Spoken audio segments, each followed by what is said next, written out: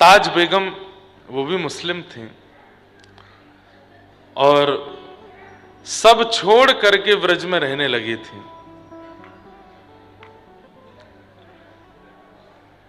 सुनो दिल जानी, उनका पद है, उर्दू भाषा में है थोड़ा सा। सुनो दिल जानी मेरे दिल की कहानी, तेरे हाथ हूँ बिकानी बदनाम भी सहूंगी। हूँ तो मुसलमानी सांवरे सलोने कुर्बान तेरी सूरत पे। हूँ तो मुसलमानी हिंदुआनी हूँ रहूंगी। सुनो दिल जानी मेरे दिल की कहानी, तेरे हाथ हूँ बिकानी बदनाम भी सहूंगी। ऐसी ताज बेगम, मुझे पूरा पद तो मिल ही नहीं रहा कहाँ है, बहुत सुंदर पद है।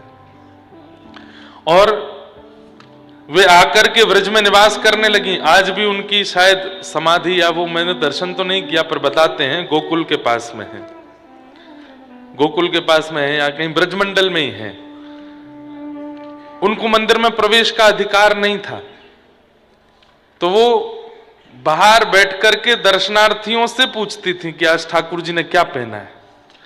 तो दर्शनार्थी आकर के उनको बताते थे आज ठाकुर जी ने ऐसी पोशाक पहनी, ऐसी पोशाक पहनी। हाँ, मिल गया। हमारे पूज्य नाना जी कहते थे कि अगर कथा में अचानक से किसी भक्त की याद आ जाए तो समझो वो भक्त अपनी दिव्य चेतना से कथा में आए हैं। और मैं पद तो ढूंढता हूं, कई बार नहीं मिलते, पर नहीं मिलते तो मुझे लगता है कि वो आचार्य चरण आए पर जल्दी में थे इसलिए निकल गए। पर उनका पद मिल जाता है तो लगता है वो बैठे हैं। तो अभी ताज बेगम बैठी हैं यहाँ पे, सुन रही हैं कथा। सुनो दिल जानी मेरे दिल की कहानी, तेरे हाथ हूँ बिकानी बदनाम भी सहूंगी। देव पूजा ठानी मैं नवाज हूँ भुलानी, तज कलमा कुरान तेरे गुणन गहूंगी। सांवले सलोने सरताज सिर कूले सोहे, तेरे नेह दाग में निदाग ही रहूंगी। सुनो दिल जानी मेरे दिल की कहानी, तेरे हाथ हूँ बिकानी बदनाम भी सहूंगी। नंद के कुमार कुर्बान तेरी सूरत पे, नंद के कुमार कुर्बान तेरी सूरत पे। हूँ तो मुगलानी हिंदुआनी हूँ रहूंगी।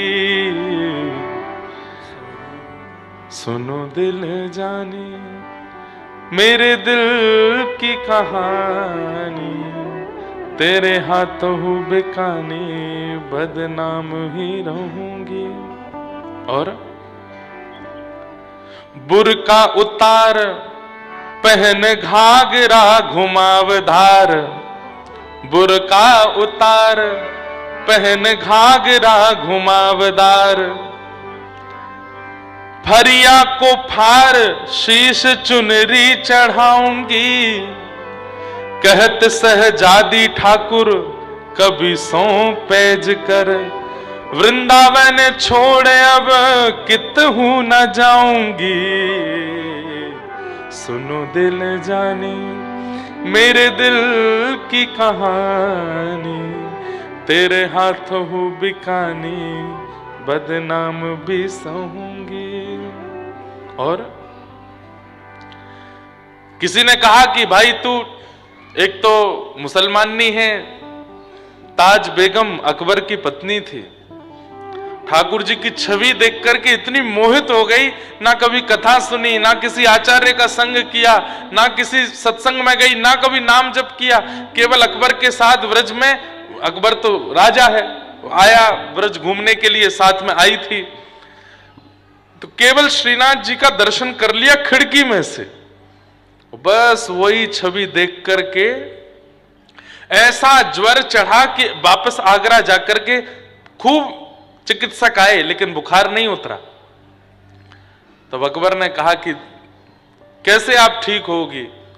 बोले कि मुझे व्रज छोड़ दीजिए, बस मुझसे और कुछ होगा नहीं, मुझे उनको देखते रहना है बस, और मेरे से कुछ बनेगा नहीं। कई बार बंधुओं, हम पूर्व जन्म में भक्त होते हैं पर तब हमसे कुछ अपराध बन जाता है जिसके कारण अगले जन्म में हम ऐसे किसी योनि में या किसी परिवार में पहुंच जाते हैं जहां दूर दूर तक भगवत सत्संग चर्चा आदि नहीं, लेकिन फिर भी पूर्व जन्म का हमारा जो भक्ति भजन भाव था उसके कारण कभी कभी संचित रूप से हमें ठाकुर जी दिख जाते हैं, मिल जाते हैं और हम भजन में प्रवृत्त हो जाते हैं। कई लोग हिंदू हैं, कई लोग सनातनी हैं, कंठी माला पहनते हैं, घर में पूजा सेवा करते हैं, पर फिर भी इतना प्रेम नहीं कर पाते ठाकुर जी से। केवल और केवल नियम पूर्ति में ही उनका ध्यान ज्यादा रहता है, बाकी ठाकुर जी के प्रति इतना समर्पित नहीं हो पाते। पर कई लोग, अगर वर्षा हो रही है आकाश में और हिरण्यकश्यप तिरछी नजर से देख ले तो इंद्र की मजाल नहीं कि एक बूंद भी गिरा दे ऊपर से। इतना शासन हिरण्यकश्यप का। उस कुल में जन्मे श्री प्रहलाद जी महाराज, वो कैसे भक्त हो गए ठाकुर जी के? खूब मारने का प्रयास कर लिया, कुचलने का प्रयास कर लिया, अग्नि में जलाने का प्रयास कर लिया, पानी में डुबाने का प्रयास कर लिया, सब प्रयास कर लिए, लेकिन भजन गया नहीं चित्त से। वो 5 वर्ष की अवस्था में नृसिंह को प्रकट कर दिया। ये एक जन्म का तो नहीं हो सकता। बहुत कम उम्र में, देखो युवाओं, कई वृद्ध लोग कहेंगे कि युवाओं की इतनी प्रशंसा क्यों होती है? वो भक्ति कथा आदि सुनने लगते हैं तो उनकी इतनी प्रशंसा क्यों होती है? क्यों? क्योंकि वो बहुत कम उम्र में इतना भजन भाव कथा आदि सब श्रवण कर रहे हैं। अब बोलना तो नहीं चाहिए, परसों एक लाली आई, मिली हमको बाहर, बोली महाराज जी मेरे बोर्ड के एग्जाम में फिर भी भाग के आई हूं कथा सुनने के लिए। मैंने कि लाली तेरे घर वाले पकड़ लेंगे, मैं फेल है गई तो? नहीं नहीं महाराज जी, एक पेपर में अगर री एग्जाम भी देना पड़े तो दे दूंगी, लेकिन एक बार कथा सुनना तो है। आप नैमिषारण्य आए हैं, मेरा घर यहां से दूर तो बहुत है, पर एग्जाम है, मैं दे लूंगी जाके, पर मुझे था एक बार कथा सुनूं, दर्शन कर लूं। और इतनी उत्सुक, चलते चलते गिर गई थी। तो युवाओं को ऐसे में देखता हूं ना तो मैं रुकता नहीं, मैं मिलता नहीं ज्यादा, क्योंकि मुझे वो अच्छा नहीं लगता कि मैं अपनी ज्यादा फोटो खिंचाऊं, पुजवाऊं खुद को। अब भाई मैं बिचौलिया हूं, आपको उनसे संबंध करावे आया हूं, मुंह से संबंध मत बनाइयो। बिचौलिया तो अच्छे परिवारों को मिलाता है। आप सुदृढ़ परिवार हो, ठाकुर जी सुदृढ़ वर हैं आपके लिए, मेरा काम मिलाना है। तो पर बिचौलिया ही छोरा के काजे छोरी देखे गए हो, खुद ही ब्याह करे आए हो, तो कैसो बिचौलिया? हम तो बिचौलिया, इसलिए हम जल्दी जल्दी पहुंच जाते हैं कमरा में, चुपचाप बैठ जाते हैं भीतर। ठाकुर जी के संग लो ना सेल्फी। सूरदास जी ने किसी के संग सेल्फी नहीं ली, ठाकुर जी के संग सेल्फी है उनकी। मीराबाई की ठाकुर जी के संग सेल्फी है, करमेती बाई, जना बाई और ये ताज बेगम, इनके कहीं भी चित्र देखोगे, सोशल मीडिया पे भी निकालोगे तो इनके संग ठाकुर जी का चित्र होगा। इसका मतलब क्या है? ठाकुर जी के संग चित्र है इनका, हमारे संग चित्र लेके क्या होगा? कुछ नहीं। ठाकुर जी के संग चित्र आवे आपका, आप ना खींचो, ऐसे कर्म कर जाओ कि पूरी दुनिया आपको ठाकुर जी के नाम से ही जाने।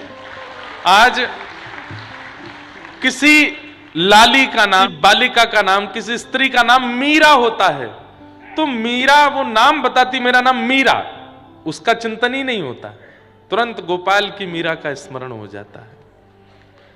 कोई अपना नाम भगवत संबंधी बताता है, ठाकुर जी की याद आती है। तो किसी ने कहा अरे ताज, एक तो तू मुसलमान नहीं, ऊपर से बादशाह की बेगम, और यहां आकर के हमारे ठाकुर जी पर डोरो डाल रही है। तो अपनी अंतिम पंक्ति में कहती है, बंदी बनूंगी राधा महारानी जू की, तू किनी बहाए नाम गोपिका कहूंगी मैं। सब ब्रज में ताज बेगम को गोपिका बोलते थे, उसका नाम ही निकनेम पड़ गया था ब्रज में गोपिका, सब गोपिका कह के बुलाते। तो मंदिर के बाहर बैठ जाती, अंदर जाने को उनको अनुमति नहीं थी। तो आने वाले दर्शनार्थियों से पूछती हैं, आज ठाकुर जी ने क्या पहना है, कैसा सिर पे मुकुट है, कैसे कानों में कुंडल है, सब बताते। तो ताज बेगम अब धीरे धीरे अपनी भक्ति में वर्धन कैसे कर रही है, सुबह उठ के स्नान ध्यान करके विचार करती है, आज ठाकुर जी ने नीली पोशाक पहनी होगी, नीली पोशाक पर मोतियों की माला होगी, आज सिर पर ठाकुर जी ने कूल्हे धारण किया होगा, नहीं मुकुट पहना होगा, नहीं पाग पहनी होगी, और पाग ऐसे वर्ण की होगी, उस पाग पर ऐसा सिरपेच होगा, उस पे ऊपर ऐसी माला होगी, कानों में मकराकृत कुंडल होंगे, आज ठाकुर जी ने गुलाब का इत्र धारण किया होगा। पहले ही सोच के जाती है और मंदिर के बाहर जाकर के खड़ी हो जाती है, कांपने लगती है, कहीं मैंने जो सोचा वैसे नहीं हुए तो। भीतर से दर्शनार्थी आते हैं तो ताज बेगम पीछे दौड़ती है, कैसे हैं आज ठाकुर जी, नेत्र बंद करके बस घबरा रही है, कहीं ये विपरीत ना बता दें। जैसे ही सामने वाला बोलता, आज तो ठाकुर जी ने नीली पोशाक पहनी है, मोतिन की माला पहनी है, सिर पर पाग पहना है, ऐसा सिरपेच है, मकराकृत कुंडल है, और आज ठाकुर जी की इत्र फुआ प्रसादी मिली, गुलाब का इत्र धारण किया है। सुनते ही ताज बेगम वहीं नृत्य करने लगती, वहीं नाचने लग जाती और नृत्य करके आनंदित हो जाती। मुझे मंदिर जाने की आवश्यकता नहीं है, क्यों, मेरे ठाकुर मेरे चित्त में आके मुझे बता जाते हैं कि आज क्या पहन रहे हैं। ऐसी ताज बेगम, आहा, बहुत सुंदर चरित्र है ताज बेगम का। इनका एक और छंद बहुत सुंदर है, छैल जो छबीला संग सब रंग में रंगीला बड़ा, चित्त का अड़ीला कहू देव तो सोन्यारो है, माल गले सोहे नाक मोती सेत सोहे, कान कुंडल मन मोहे लाल मुकुट सिर धारो है, दुष्ट जन मारो सब संत को उबारो ताज, चित्त में निहारे प्राण प्रीति करन वारो है, नंद जू को प्यारो जिन कंस को पछाड़ो, वृंदावन वारो कृष्ण साहब हमारो है, वृंदावन वारो कृष्ण साहब हमारो है। ध्रुव से प्रहलाद गर्ज ग्राह से अहिल्या देखी, सौर और गीधियों विभीषण जिन तारे हैं, पापी अजामिल सुर हरि रे दास कहू, नानक मलूक ताज तुलसी के प्यारे हैं, धनी नाम देव दादू सदना कसाई जाने, गने का कबीर मीरा सेन उर धारे हैं, जगत को जीवन जहान बिच नाम सुन्यो, राधा के वल्लभ कृष्ण वल्लभ हमारे हैं, राधा के वल्लभ कृष्ण वल्लभ हमारे हैं। ताज बेगम का चरित्र तो पूरा नहीं कहूंगा, आज कृष्ण लीला सुनानी है, मैं सोच के नहीं आया था, अपने आप पता नहीं क्यों आ गया भाव। ताज बेगम कभी मंदिरों में नहीं गई, व्रजमंडल में यमुना तट पर एक कुटिया बना के रहती थी। होली के दिन थे, यही दिन चल रहे थे जो अभी चल रहे हैं, होली के दिन चल रहे थे, और ताज बेगम रोज अपनी कुटिया से निकलती और जब ब्रजमंडल में होली खेलते हुए सब ब्रजवासियों को देखती तो बस वो यही खोजती रहती कि सब रंग डाल रहे हैं, श्याम सुंदर कब रंग डालेंगे। आहा, होली का दिन था, मुख्य होली का पर्व जो आएगा 4 तारीख को, उसी दिन सुबह सुबह ताज बेगम नेत्र बंद करके बैठी और उसको सर्वांगीण ब्रजमंडल में होली का दर्शन हुआ, उस होली का जो द्वापर में हुई थी। ताज बेगम को क्या दिख रहा है? इधर से सब गोपियां आ रही हैं, गोपियों के समूह के बीच में यशोदा मैया, इधर से सब ग्वाला आ रहे हैं, ग्वालाओं के समूह के बीच में श्री नंद बाबा, यहां से सब सखियों की टोलियों के बीच में श्री किशोरी जी आ रही हैं, गोपियां ऐसे नाच रही हैं, रंग उड़ा रही हैं, पिचकारी चला रही हैं, गुलाल डाल रही हैं, सब दिखे, गैया दिखी, गोपी दिखे, ग्वाला दिखे, नंदरानी दिखी, नंद बाबा दिखे, वृषभानु बाबा दिखे, कीर्ति मैया दिखी, राधा रानी भी दिख गई, ठाकुर जी नहीं दिखे।